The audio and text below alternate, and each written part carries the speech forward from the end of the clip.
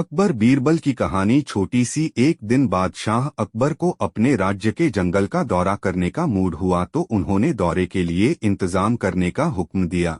अब सभी इंतजाम हो गया तो बादशाह अकबर ने बीरबल से कहा, तुम भी हमारे साथ हमारे राज्य का दौरा करने के लिए चलो। तो बीरबल भी बादशाह अकबर के साथ जंगल का दौरा करने के लिए चले गए।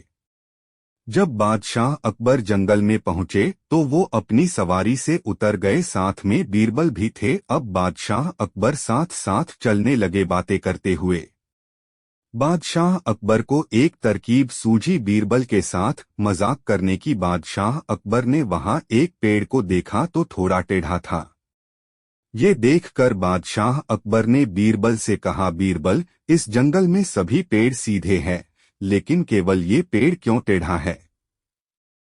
बादशाह अकबर का ये सवाल सुनकर बीरबल सोच में पड़ गए, लेकिन बीरबल बहुत बुद्धिमान थे। उन्होंने थोड़ा सोचा और कहा, बादशाह अकबर, ये पेड़ टेढ़ा इसलिए है क्योंकि ये सभी पेड़ों का साला है।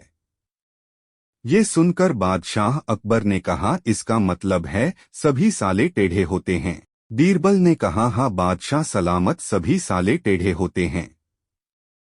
बादशाह अकबर कहते हैं, इसका मतलब है मेरा साला भी टेढ़ा है। इस पर बीरबल कहते हैं, हाँ बादशाह सलामत, आपका साला भी टेढ़ा है।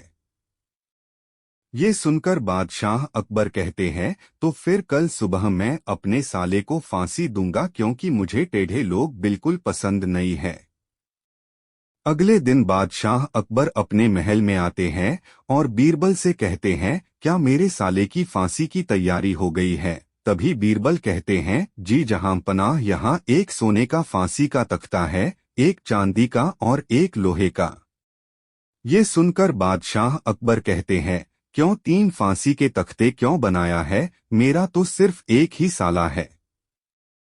ये सुनकर बीरबल कहते हैं, जहां पनाह, सोने के फांसी के तख्ते पर आपको चढ़ाया जाएगा चांदी के तख्ते पर मुझे, और लोहे के फांसी के तख्ते पर आपके साले को, क्योंकि मैं और आप भी तो किसी न किसी के साले हैं।